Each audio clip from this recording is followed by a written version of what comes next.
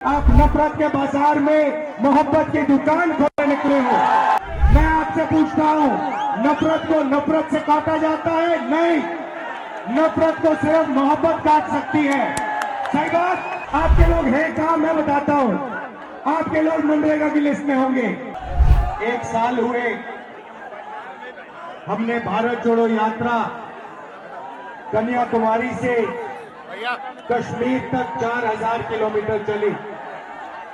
समुद्र के तट से हम शुरू हुए, हिमालय की बर्फों तक हमारी यात्रा गई और यात्रा के अंदर से एक नारा आया, एक व्यक्ति आया दौड़ता हुआ, जैसे ये भीड़ है, उस भीड़ में से एक व्यक्ति आया दौड़ता हुआ, मेरे सामने खड़ा होकर ऐसे कहता है, राहुल जी मैं जानता हूं आप क्या कर रहे हो। मैंने पूछा भैया बताओ मैं क्या कर रहा हूं। कहता है राहुल जी आप नफरत के बाजार में मोहब्बत की दुकान खोलने निकले हो।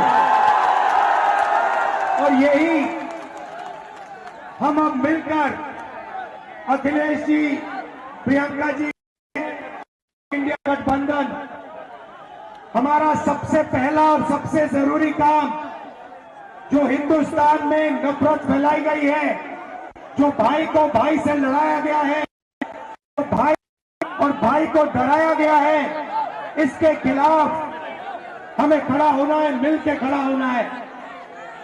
और ये देश जो है ये नफरत का नहीं है, ये मोहब्बत का देश है। सही बात है, मोहब्बत का देश है या नफरत का देश है? मोहब्बत का देश है ना। तो पहली लड़ाई नफरत को खत्म करने की लड़ाई है। मैं आपसे पूछता हूं, नफरत को नफरत से काटा जाता है? नहीं, नफरत को सिर्फ मोहब्बत काट सकती है। सही बात। नफरत को किस चीज से काटा जाता है? सुना नहीं मैंने? ये मोहब्बत से काटा जाता है और हम इनकी नफरत को मोहब्बत से मिटाएंगे। अब यात्रा पे जब मैं चल रहा था, लोगों ने मुझसे कहा कि राहुल जी आप 4000 किलोमीटर चल रहे हो, को मिटाने की कोशिश कर रहे हो। मैं उनसे पूछता था भैया आप मुझे बताओ इस नफरत का कारण क्या है? मुझे कहते थे राहुल जी इस नफरत का सबसे बड़ा कारण है कि हिंदुस्तान में अन्याय फैल रहा है। गरीबों को अन्याय, किसानों के खिलाफ अन्याय, मजदूरों के खिलाफ अन्याय, महिलाओं के खिलाफ अन्याय। अगर आप गरीब हो, आपके साथ 24 घंटा इस देश में अन्याय होगा। तो नफरत का कारण अन्याय है और इसीलिए हमने भारत जोड़ो यात्रा में अन्याय शब्द जोड़ दिया है। अब यहां भीड़ से मैं पूछना चाहता हूं, इस देश में पिछड़े वर्ग के कितने लोग हैं? 50%। इस देश में दलित वर्ग के कितने लोग हैं? 15%। इस देश में माइनॉरिटी सारी की सारी मिला दो, मुसलमान, सिख, ईसाई कितने, जैन कितने हैं? 15%। 50 और 15 कितना हुआ? 65 और 15 कितना हुआ? उसमें 8% आदिवासी जोड़ दो, कितना हुआ? कितना हुआ? 88। हिंदुस्तान की सबसे बड़ी कंपनियों की लिस्ट निकालो, उनके मालिकों की लिस्ट निकालो और आपको दिखेगा कि 88% में से एक मालिक नहीं है आपका।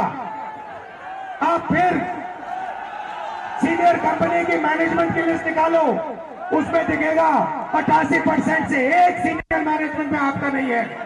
फिर मीडिया में जाओ, मीडिया की कंपनी के मालिकों की लिस्ट निकालो, 80% का एक भी मीडिया का मालिक नहीं, एक भी मीडिया में मालिक नहीं।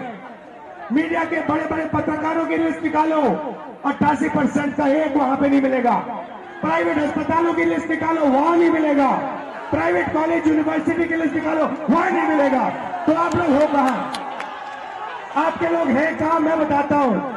आपके लोग मनरेगा की लिस्ट में होंगे, आपके लोग कॉन्ट्रैक्ट लेबर की लिस्ट में होंगे, आपके लोग मजदूरी करते हैं, यही हमें बदलना है।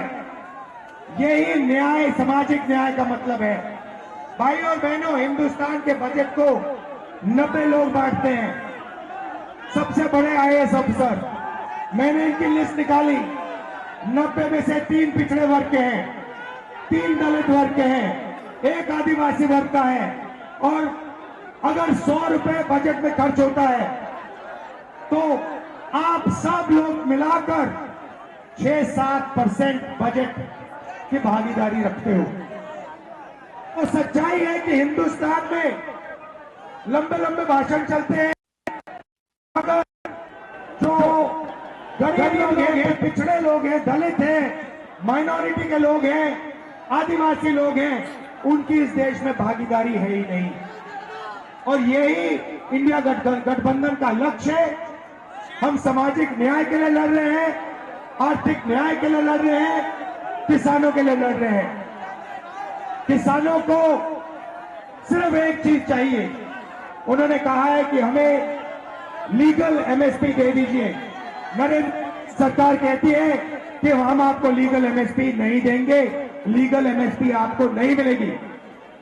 इंडिया गठबंधन ने, कांग्रेस पार्टी ने कहा है जैसे ही हमारी सरकार आई, हिंदुस्तान के किसानों को हम लीगल एमएसपी दिलवा देंगे, 1 मिनट नहीं लगेगा।